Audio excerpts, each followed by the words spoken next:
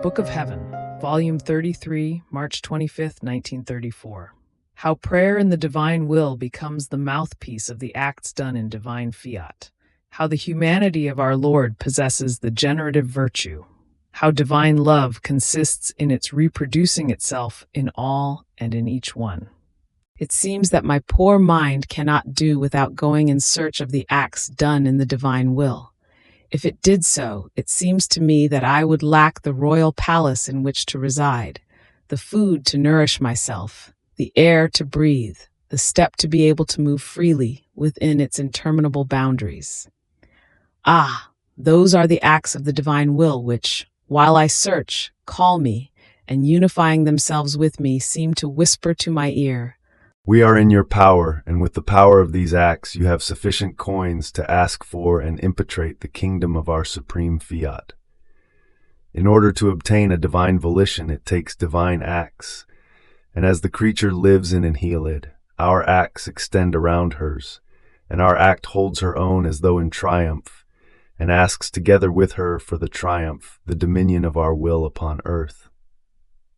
But while my mind enjoyed the enchanting sight of my little acts surrounded by the seas of the divine acts, and my little love encircled by the sea of the divine love, and with arcane and incessant voice they could but ask, "Fiat voluntas tua on earth as it is in heaven," my sovereign Jesus, surprising me, all love told me, "My blessed daughter, how sweet, consoling, powerful it is to hear my will with all its acts, in the little act, love and adoration of the creature, asking for the fiat reigning upon earth.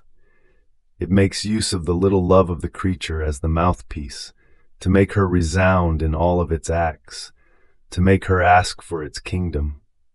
It does not want to do it alone, but wants her concourse in order to do it.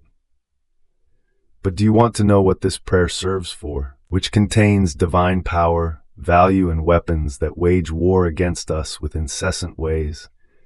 It serves to call God upon earth, for him to live life in each creature. It serves to make my very divine will and all its works pray that it may come to reign upon earth. It serves to prepare the place for the creature within God himself.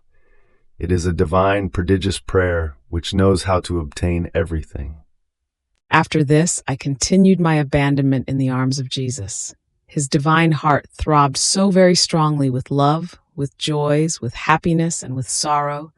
And my sweet Jesus added, "My daughter, all the acts of my humanity possess the generative virtue. Therefore, the mind thinks and generates holy thoughts. It thinks and generates light, knowledge, wisdom, divine cognitions, new truths. And while it generates, it pours like a torrent into the minds of creatures without ever ceasing to generate.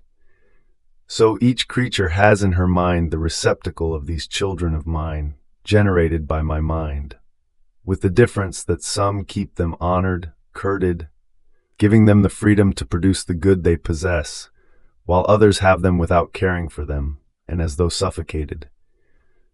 My gazes generate gazes of love, of compassion, of tenderness, of mercy. I never lose sight of anyone. My gazes multiply for everyone, and oh, the power of my gazes, with how much pity it pours over the human miseries.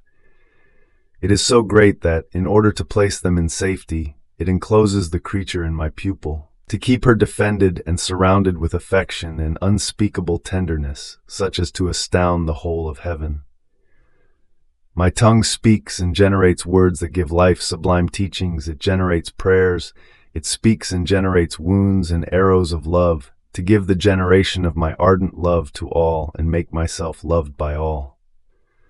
My hands generate works, wounds, nails, blood, embraces, to constitute myself works of each one, balm to soothe their wounds, nails to wound them and purge them, blood to wash them, embraces to hug them and carry them in my arms as though in triumph. The whole of my humanity generates continuously, to reproduce it in each creature. Our divine love consists precisely in this, reproducing itself in all and in each one. And if we did not possess the generative virtue, this could not be a reality but only a way of speaking, while we do deeds first, and if we use the speaking, it is to confirm the deeds. More so, since my humanity is inseparable from the divinity, which, by nature, possesses the generative virtue and remains over the creature like a mother with her arms opened, and generates her life in them in an admirable way. But do you know who receives the effects, the complete fruit, of this continuous generating of mine? One in whom my will reigns, who not only receives the generation of my acts, but reproduces them in an admirable way. Fiat.